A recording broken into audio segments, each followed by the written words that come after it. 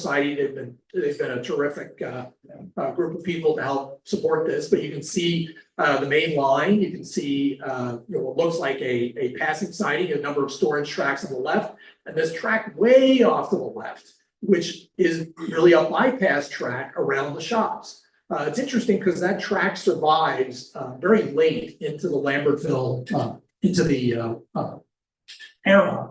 And again, there's some remnants of that even today that you can see. There's the canal on the right and some of the industry in Lambertville there. We can also see semaphore signals and a pole line running right up through the middle of the yard. So here's what the shops look like in more of their heyday period. Those are almost all wooden cars that you can see. There's a start of steel equipment in this photo, and we can see that this is the steel bridge is in the background. So we know that this is post 1906.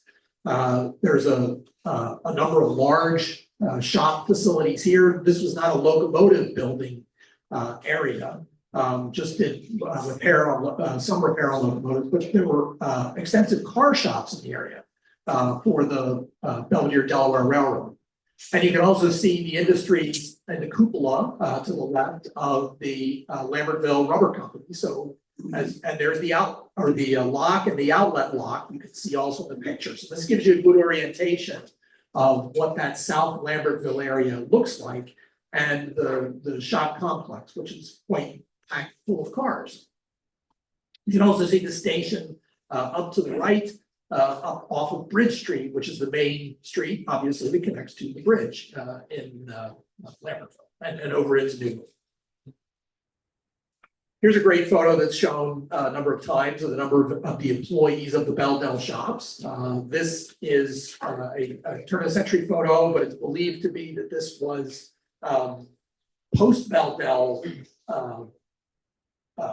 era. So this would have been early PRR shop individuals, but quite a rogues gallery of individuals there. Many people dressed up very properly for this photograph.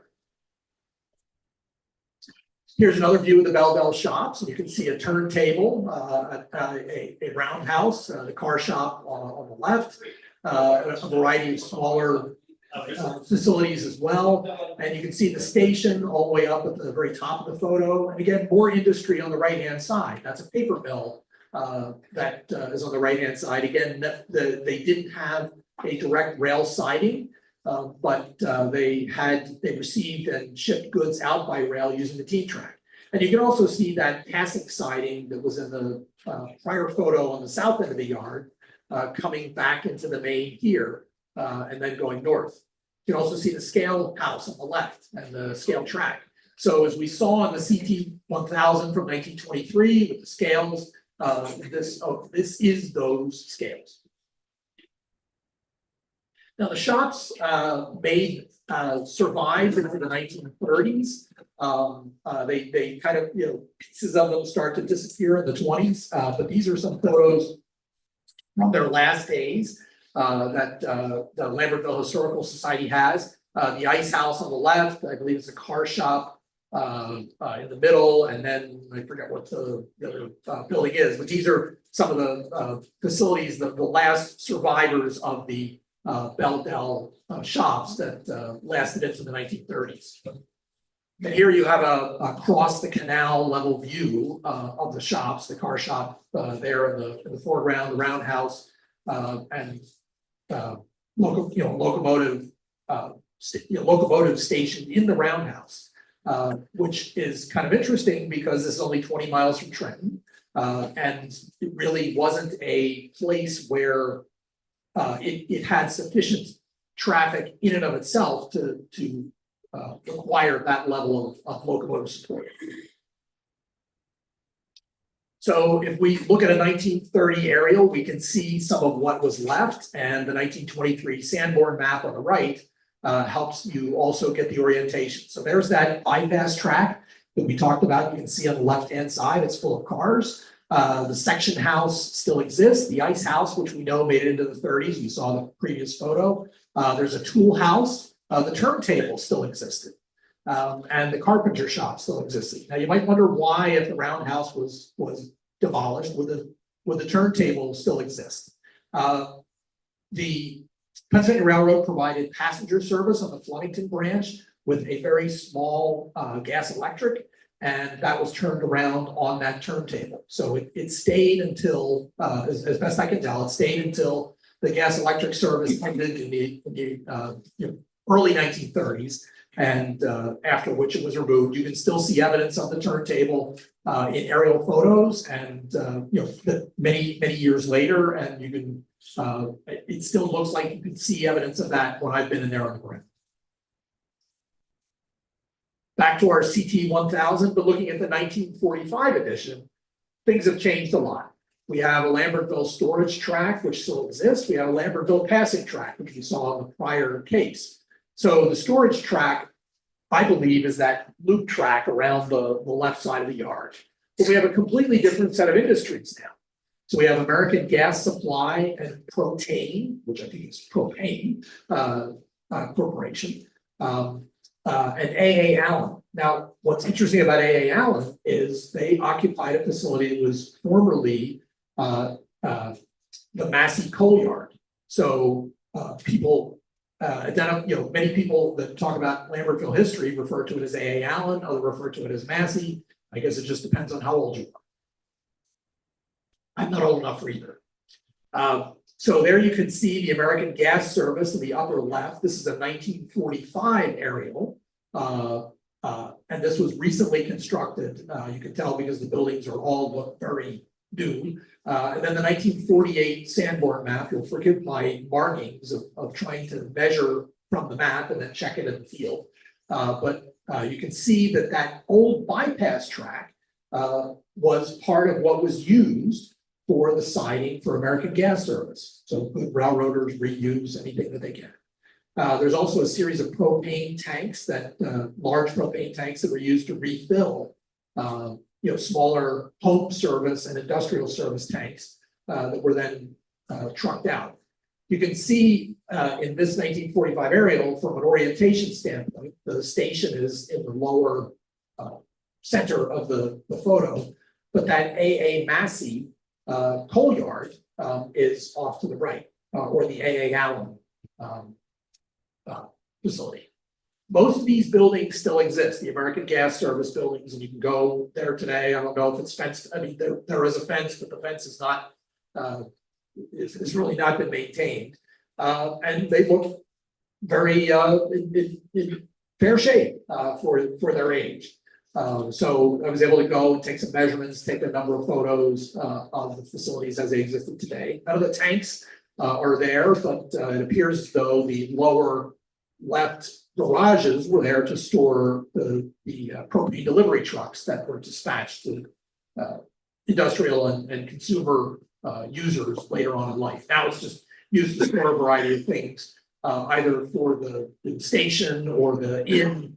They use this property to store a bunch of interesting things like a boat or an old coach, horse-drawn coach. In 1923, so we have the Massey siding, which later became A.A. Allen. We have the team track delivery, which is identified as the delivery yard, and we have the freight station, all in that small stretch. But as I said, there's a number of customers listed here that were serviced from that team track based on the CT 1000. Here's the Massey coal yard, which later became A.A. Allen. We have an extended coal trestle that rises up from the tracks. And of course, it's nice to have both coal and oil stored right along the Delaware River, things that would never happen today. So there they are for supply. And part of the A.A. Massey, as you can see, is wider than the part of the trestle. That's part of that. In some of the photos, you can see that it's a covered coal dump. So it makes it even more interesting. A.A. Massey also handled fertilizer from here, which was sold out of the buildings to the right-hand side. All of that showed up in yellow in the Sanborn map, frame structure building.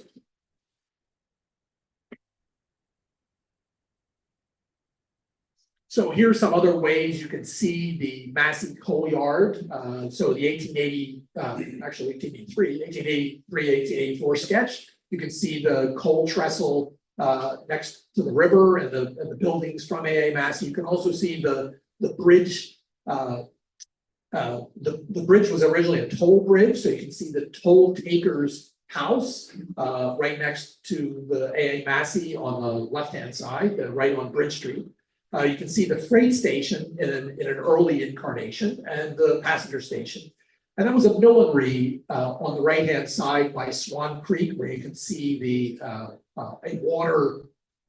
small two culverts actually to the right-hand side of the screen before we get to the shops on the right. And then in the 1930s area, you could see that most of that infrastructure still exists. Not all of the small buildings exist, but a lot of that infrastructure still exists in the 1930s for the coal delivery. So it was a gradual transition of industries from coal to propane and gas. And A.A. Allen, previously the A.A. Massey, supplied that. So as we see, the A.A. Massey siding has, A.A. Massey is now shown as just being serviced by the apparently the delivery track. A.A. Massey relocated their offices from down by the river to downtown and had a retail office in downtown. And it appears as though sometime between 1923, obviously, and 1945, A.A. Allen took over that whole facility. But the team track and the delivery and the freight station were pretty significant traffic generators in Lambertville and often had caught the attention of local switching throughout the day. So that's these two tracks. So we're actually running parallel to the Massey coal yard and kind of diagonal to the main line.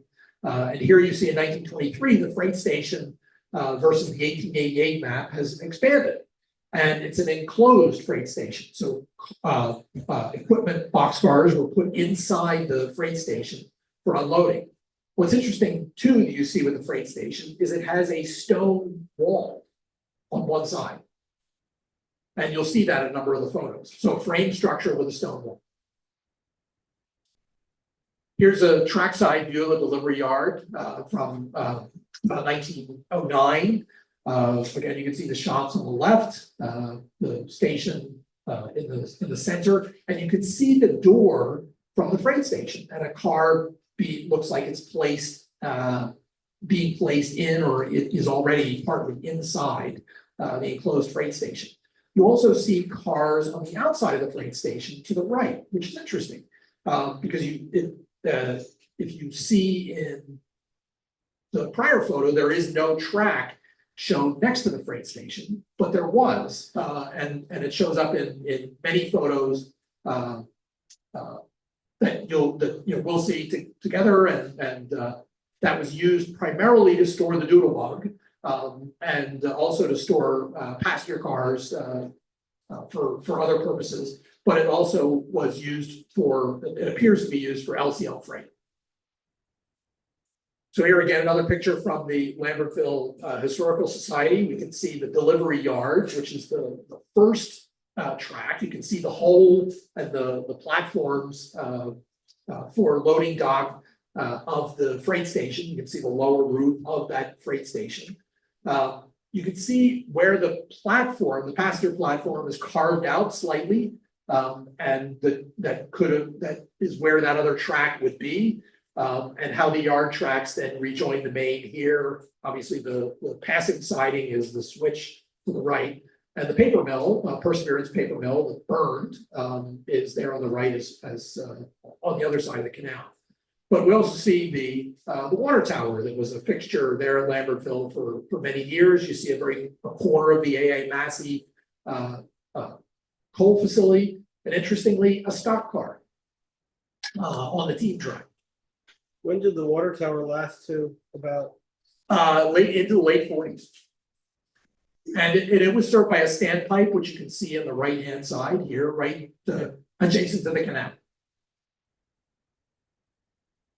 So here we have the station. What I think is interesting of this picture on the left and from 1940 is the heavy concrete wheel or track stop that is provided there. One of those classic PRR style things. No evidence of that today because this is all a parking lot for the passenger station. But again, you're seeing the 1884 map on the right-hand side, and you can see the station that was extended, the platform, the open platform where you see a bunch of horse-drawn wagons was later covered, and so you would have had the ability to store several cars under roof at the Lambertville freight station.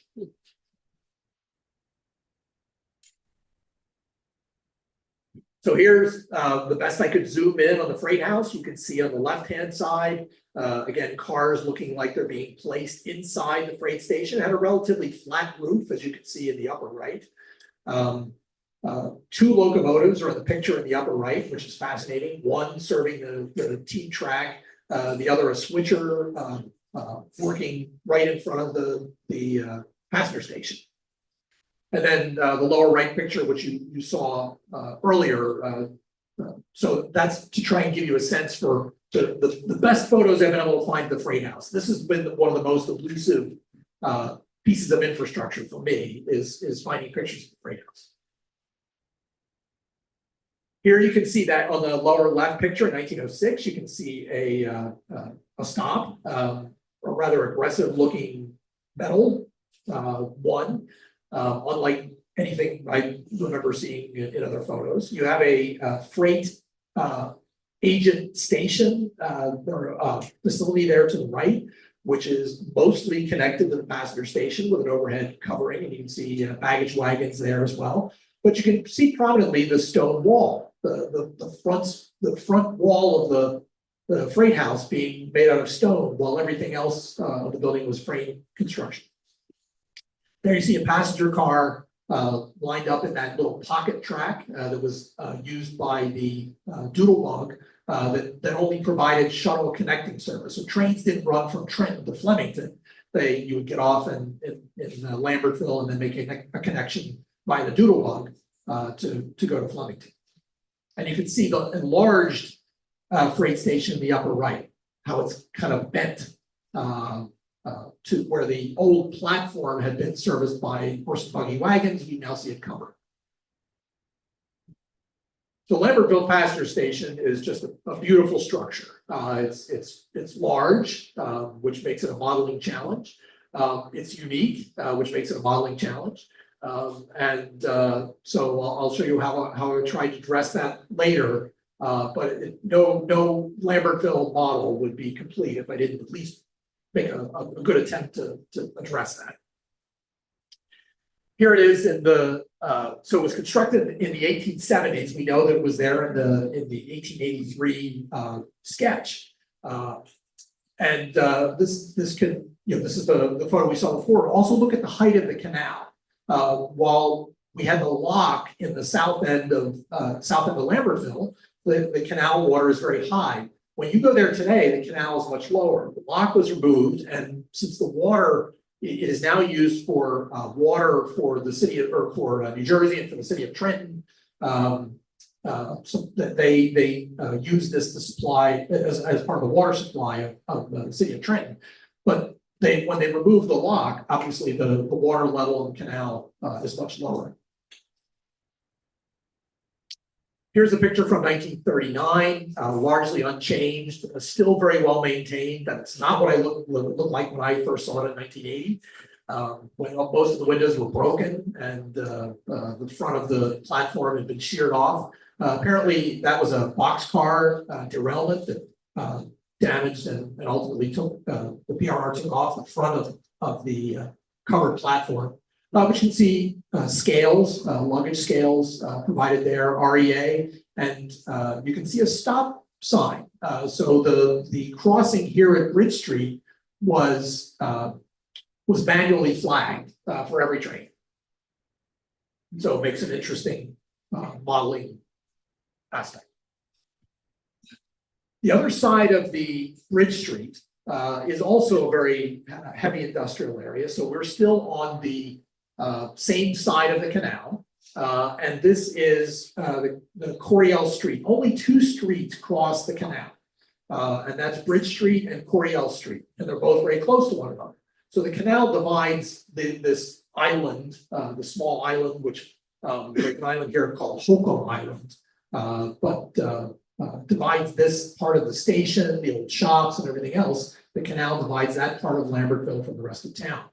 So Coryell Delivery and New Jersey Rubber. This is the second rubber company in New Jersey or in Lambertville. Coryell also had a flagman and had a flagman for into the 1940s when gates were installed. Surprisingly, a flagman was killed here, and my understanding is that the gates were installed shortly thereafter.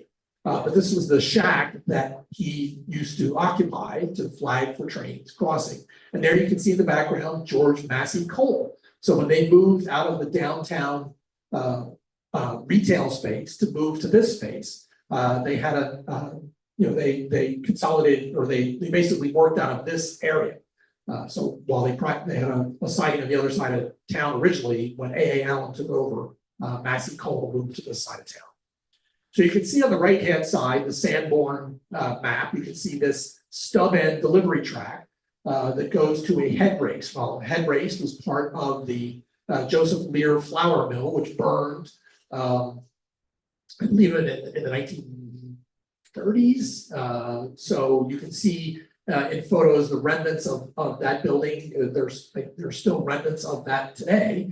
But that flour mill was served by the head race and had a millstone that the head race ran underneath the street, and then millstone that created flour from that location. So you can see that also in the 1930 aerial, that what appears to be a gondola placed there on the Coryell delivery track. So the north side of town, we'll call it, also had its own team track. And there were a number of shippers there that didn't have sidings who used that team track for their service. So this is the second rubber mill in New Jersey. It was affectionately known in town as the Stink Mill. And this part of this building is a legacy of the Asheville Welsh ironworks, which were built in 1860, which showed up in that 1883 sketch that we saw as the industries to the left. Some of those buildings were later converted to this industrial facility, New Jersey Rubber. Now, this was really industrial rubber products, so gaskets, O-rings, inner tube type work. And interestingly, Lambertville lost both of its rubber mills around the same time in the late 1930s when Henry Firestone tried to corner the market and dried up a lot of the availability of cheap rubber for raw rubber for manufacturing purposes. So both plants closed about the same time. But as you can see on the right-hand side, it was a pretty extensive complex, a number of buildings and rail service, but not a rail siding. So what we see is that cars were placed on the team track or on the Coryell delivery track for unloading for the New Jersey Rubber, the Stink Mill. So tracing this history, its best years were around the turn of the century. We can see a car placed in the Coryell delivery in the lower left photo, and you can see that famous water tower image looking north from Lambertville. They also had canal boat delivery. So you would be standing on Bridge Street for that postcard. And in 1934, the water tower fell off and crashed through the roof of the building. This is the newspaper clipping for that event.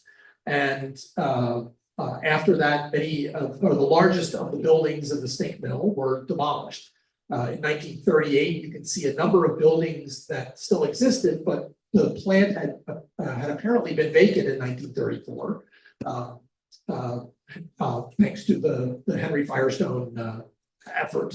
And in 1938, the buildings were occupied by a variety of industrial users, which created a very different and diverse set of deliveries. So when you'll see pictures of cars parked in 1938 and beyond, you can see anything. You can see a boxcar, you can see a gondola, you can see a hopper, you can see a tank car, which is a great opportunity from a modeling standpoint.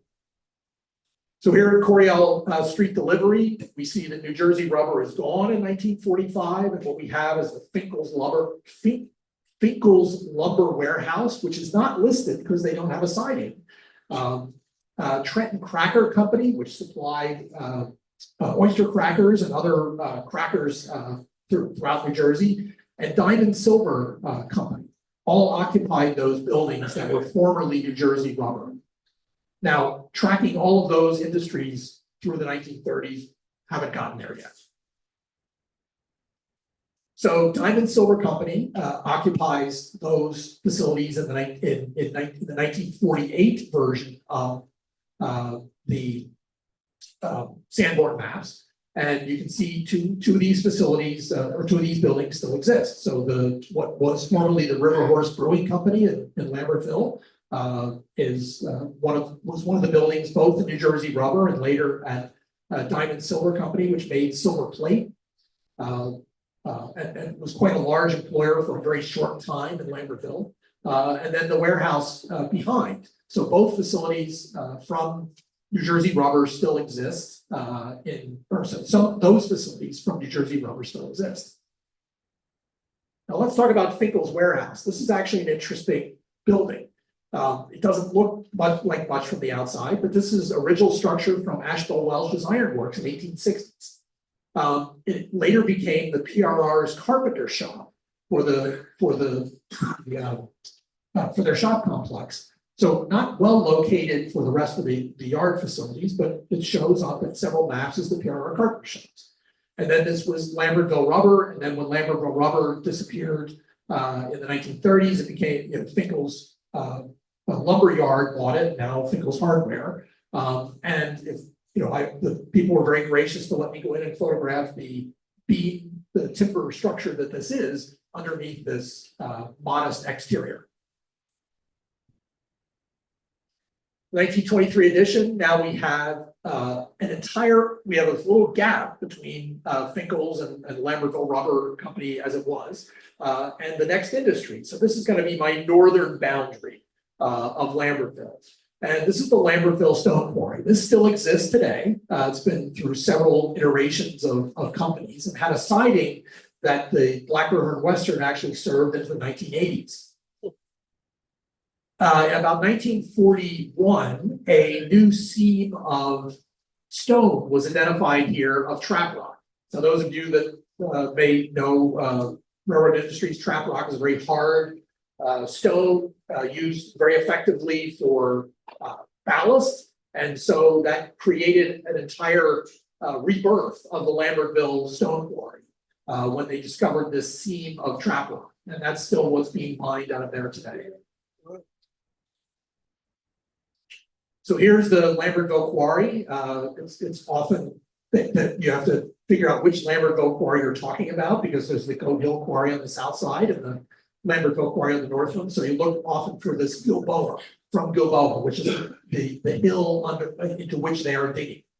A number of artists have painted this quarry for whatever reason, I guess maybe for artist practice. And they have made it very dramatic, such that you can see these pictures of the facility where the hill is mountainous and the facilities are huge, not that big, but it actually was a significant traffic generator for many years. And you can see the bridge crossing the canal. That is not like Jack's Trestle, right? It doesn't rise up over top of the canal. It's really at canal level. So when this bridge was rebuilt, it appears to be after the canal was abandoned in 1931. It was rebuilt as a steel bridge with some timber structure, and it could not be traversed by canal boats at that. So once the canal closed, it really was not open to navigable. It was not navigable anymore. No canal boats to worry about. The PRR just built tracks right across the canal. So here we see in 1945, it's the Kingston Trap Rock Company. There's the bridge that services it, that still exists today. It's much more overgrown. This is shortly after the Black River and Western rebuilt it in the 1980s. There's the quarry as it appeared around shortly after the turn of the century, about 1909. And on the lower right, you see it where it is today with the tracks that still cross the road.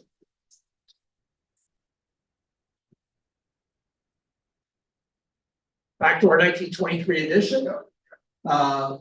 There's this whole section about the Flemington branch. So the Flemington branch joins the Bel-Del main line at Flemington Junction, which you can see there in the CT 1000 is there at milepost 16.8. This Flemington Junction yard is all on the other side of the canal. So to get to this, you cross the canal, and then you have all the other industries in Lambertville that are accessed from the, we'll call it the west side or the east side of town, which makes another very fascinating operational issue. And there's a lot of industry there. So Flemington Junction Tower, here on the right-hand side, this was a standard Bel-Del design. If you look in the photos of trackside structures on the PRR, you'll find a single-story version of this in their drawings. I've made drawings, I've modified the drawings now to create a two-side or a two-story version of that. But this tower existed into the early 1940s. There's a description of a person's travel as he rode up the line, and he said, "I noticed this small tower to the right-hand side as we went north from Lambertville." Got it, 1943, it's there. So there it is to the right, built right on the edge of the canal, and you can see that industry on the other side of the canal and cars located there. See a GLA hopper, PRR hopper, and that strange chimney-like thing, which is a bottle kiln on the left-hand side. Oops. So these are actually the best pictures I've found of that connection between the Flemington branch and the Flemington yard, which are the early days of the Black River and Western. So you can see that connection. The Flemington branch is on the left, just about to cross Alexocken Creek, which heads and then is the first major bridge on the Flemington branch, and then heads north to Flemington. There was a small station here at Alexocken, although one wonders where you would really go other than Flemington, but it was just a pretty standard flag stop station. But then to the right, you see the tracks that which when Black River and Western was originally formed, they didn't have access to come into Lambertville. So this is how they would serve their passenger services. They would drop people off on this side of Lambertville to visit Lambertville, and then they would go back to Flemington. You can see in the lower right of the upper photo, the bridge, which is in remarkably good shape in this photo, that crosses the canal that connects the main line to the Flemington branch. And you can see some of the industry tracks that are on the left-hand side, which was actually a significant traffic generator for the PRR. The reason Black River Western was not given rights to a lot on this side of the river was Conrail was still servicing customers on the Flemington branch into the 1980s. So here's this Flemington Junction yard. A lot of industry here. We have running down the list from top to bottom. We have Lambertville Pottery, who received inbound clay, and it was they were coal-fired kilns. They ultimately had 10 of those. Originally started with 2, but they kept expanding until they had 10 kilns. And outbound, their finished product. Well, their finished product was toilets. They call it sanitary earthenware. I love it. Smith & Sons Wire, which was later taken over by Lambertville Pottery as they expanded, brought in steel and coal and shipped out wire spools. So the photos you can see that there are large spools that they shipped that they loaded out down in a boxcar. A small New Jersey power and light facility, which received inbound coal and outbound ash. We had F.A. Woodward canning and hatchery. This was actually the old Lambertville Spoke Works, which produced wood wheels for Civil War caissons. In fact, it said that most of the wheels that were produced for Civil War cannon and caissons were supplied out of this Lambertville Spoke Works. But at this point, it's a canning and hatchery. JL Fields Coal, which is over to the left-hand side, and Nice Lumber, a company that still exists in the same place here on the left-hand side. So an extensive little network of tracks on the other side of the canal in Lambertville. So here's Lambertville Pottery in its early incarnation with 2 bottle kilns. They're much more common in Europe than they are here. But if you go to Flemington, you can still see bottle kilns and Stengel Pottery. And if you'd like to see it, but that's creating a bit of a modeling challenge. There's a guy in Britain that makes them, but they're like $50 a piece. So I'm not going there. And then we have the wire works down below. So these are the 2 largest of the industries on the side, both shown on the Sanborn map as French structures, and the small stone structure, which you can see on the Sanborn map attached to Lambertville Pottery. So here's how Lambertville Pottery advertised their product. I couldn't pass this one up. A toilet on the back of a Model T. Two photos exist of this truck that apparently helped convince people to convert to indoor plumbing. Some of these toilets still exist in the city of Lambertville. They are cherished by people that have them, and they say that they still work fine. Here's Lambertville Pottery about 1930. It looks as though it has at least 8 of its kilns, maybe not all 10 yet. The other 2 kilns were ultimately built to the right shortly after which Lambertville Pottery closed. There's a Southern boxcar, and this is what you're seeing as the coal trestle here was the coal trestle from the steel and wire manufacturer, not Lambertville Pottery originally. So Lambertville Pottery, as they expanded, took over that steel wire manufacturer, and that building is on the right-hand side.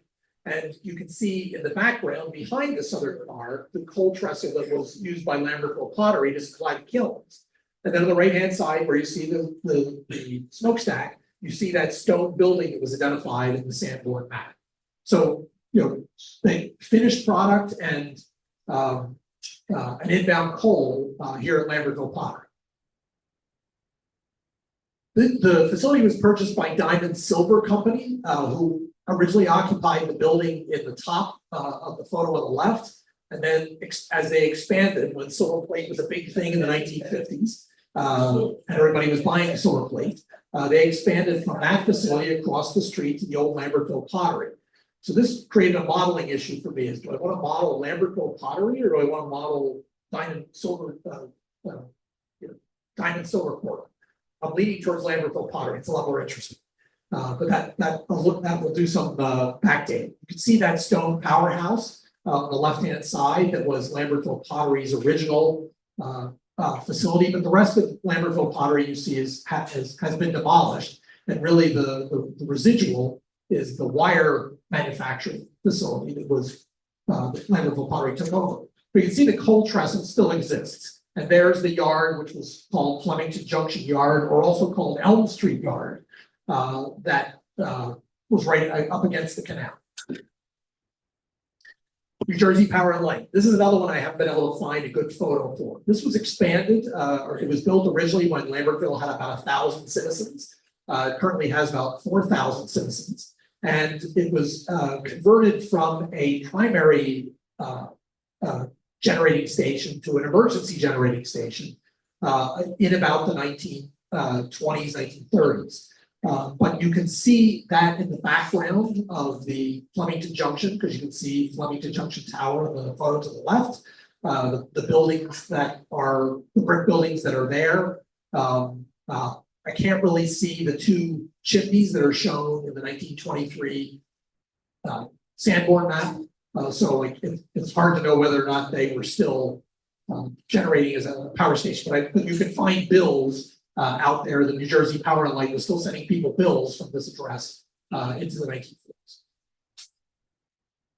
The F.A. Woodward Canning Company, formerly the Lambertville Spoke Manufacturing. Here we have tracks running right down to the Lamell Street in Lambertville. There are still remnants of that at the end of the street that you can see today. This has been through many incarnations. Now Lambertville is mostly an arts colony area, and a lot of small businesses and artisans have moved into this area today. Nice Lumber, I put it red. What you can see is kind of the tracks layout that would have existed back in the day. Nice Lumber has taken over all of this area, and what was formerly several industries is now just Nice Lumber today. And again, there are tracks still in the ground that you can see right around Nice Lumber. They were receiving deliveries into the 1980s from Black Earth and Western and Colorado. Standard Oil, New Jersey. I cannot figure out where this building was. I know it was at milepost 17.3. I know it was probably on the Flemington, somewhere on or off of the Flemington branch, but nobody's been able to locate this one yet. And then if you just look as a summary, here's the 1923 comparison of the industries based on the CT 1000 and what was there in 1945. So modeling the American gas service. This one was not too hard for me. Walters makes corrugated steel type structures. They're probably not the right color at the moment, but this is how I'm proposing to model that. In the layout that I have now, I'm planning to expand my layout, but here's the Bel-Del, the canal you can see on the to the right. This is my model of that. And it would have taken propane deliveries inbound and tanks delivery. Many tanks were delivered by rails. Modeling the AA Massey siding. The movers did a number on my team track, unfortunately. Looks like it needs rebuilding. I got to bring a crew out there. But here's the AA Massey coal siding that was later AA Allen, and the fuel tanks that I have. This is just stand-in for what I have. I didn't have room for 2 tracks on my shelf model, so I have 1 track doing double duty. The Lambertville Freight House. This is a Walters kit that I haven't modified yet, but this will be the freight house that will hold those indoor freight cars for the delivery in this area. You can see I'm trying to create that triangular loading unloading area that will be some platform area as well. Lambertville Station, significant kit bashing required to do it justice. But this is just taped together. It's not really glued together. But this is I've done scratch building before. I've done kit bashing. I like kit bashing better, especially when it comes to buildings with a lot of windows. So this had the right window count. I've got to do a lot of work there. But here's my stand-in for the moment of Lambertville Station. Bridge Street, which is the primary street in town. What's famous for Bridge Street is there are residential and commercial structures right on the right. And as you hit my wall, my basement wall, you'd be on the bridge on the right of New Hope.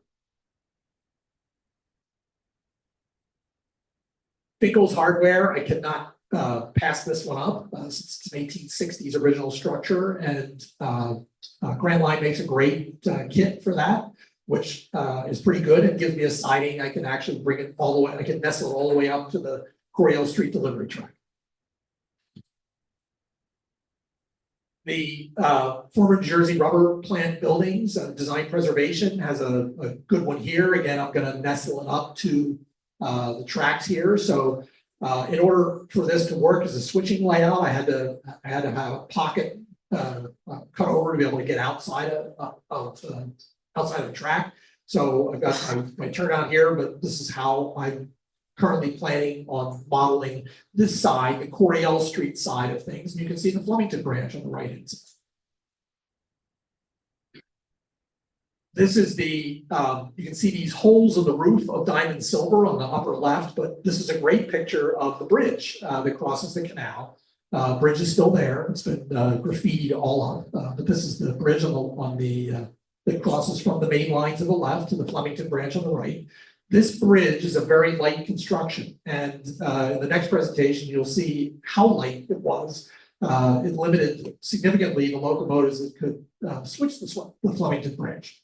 But there's my stand-in foam core model of the bridge, and you can see my canal water is relatively high,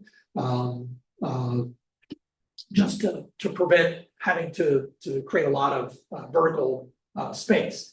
And my modeling FJ tower. This is this was a kit I got cheap. This is not clearly a very good stand-in for FJ, but this is what I'm gonna have to scratch build. I don't see any way of getting around that. But not that many windows. I'm not daunted by that one. And here's about all the space that I had for the Flemington Junction yard. In my new layout space since we moved, I've got more space to model here. But right now for my for what I have for my layout, this is combination lumberyard, team track, Lambertville pottery, wire works. This just gives me the opportunity to put just about anything up there. I just don't have any room for more track at the moment. So here's what the layout looks like. Right now, I have a 2x10 switching layout. Is what I've been working with. As you can tell in the yard, I had to compromise with a 3-way switch as opposed to what is in the prototype, multiple just single turnouts. And in the future, I have an 8x20 area where I think I can squeeze in an oval, and this. The Lambertville will be the prominent aspect of the model. So thanks to many folks for providing historical photos, which we'll see more of in the second half. But they are just a terrific resource, and that's the only way I'm able to find anything out about a lot of the customers besides just reading through old newspapers, which is something else I've done. Does anybody have any questions? Yeah, I do. The bridge over the canal, where those canals look pretty big. Was that a new bridge? No. Were they located so high? It was high enough for the original, or that bridge was still high enough for canal boats. They had a very low profile, the canal boats. Okay. So that bridge was built before 1930 when the canal, 31 when the canal closed. Yeah, was there a manufactured gas plant anywhere in that area? The question was there a manufacturing gas plant anywhere in the area? You mean that supplied the propane or? No, like the synthetic gas, coal gas. Oh, coal gas. Not that I have seen in the areas. What's interesting is that the Standard Oil, there are two pipelines that converge in Lambertville. You get into a place where, obviously for routing around the mountains, that was a good place to be. One is a natural gas and one is an oil. I'm assuming the Standard Oil was the oil. But when the Standard Oil was broken up in 1931, Standard Oil monopoly was broken up in 1931. I don't have any record after that of that facility. But the gas plant still exists, so there could have been something there. The gas pipeline still exists, but I've not seen anything in the photos. What era are you looking to model? Do you have a specific year? 1943 is my target. Because what we saw in the Bel-Del traffic wise was way up because of the war, and the main line was so congested that the Bel-Del gave them a relief valve for connecting freight. So traffic was significantly higher during the war era, significantly higher for the Bel-Del. 2 more trains. But it was significantly higher during the war era, 2 more scheduled and then extras than it was prior to that. The problem is the industry really kind of disappeared in the late 1930s. So that's been my struggle. Do I keep those industries and then do I just drag them into the 1940s, even though many of them disappeared during the Depression? I'm sure you guys know that same question. Yes, sir. In your research, did you find any records of the carload volumes or traffic of any of these industries? There are 6 studies. I have carloads on the line, which we'll talk about in the afternoon session, but not how many specifically went to any individual customer.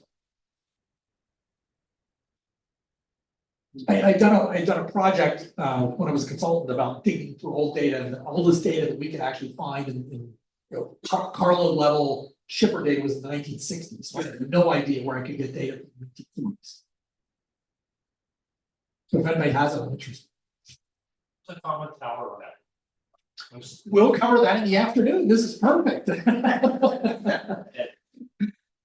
But it's the timetable gives us strong clues, and the photographs reinforce that. Any other questions? Yes, sir. I used to, I'm an engineer, and I used to lay over in Flemington, and you could be out 5 and 6 group, it comes out to Phillipsburg, and terminate from the state block 2. And in railroad parlance, it's called the Bel-Del, the jungle. The jungle, I love it. Because it was manual block, and Yes, they would give them their orders at Phillipsburg, and they didn't know where they were until they showed up in Trent. I love that. I wanted to, I don't know if the folks online are here.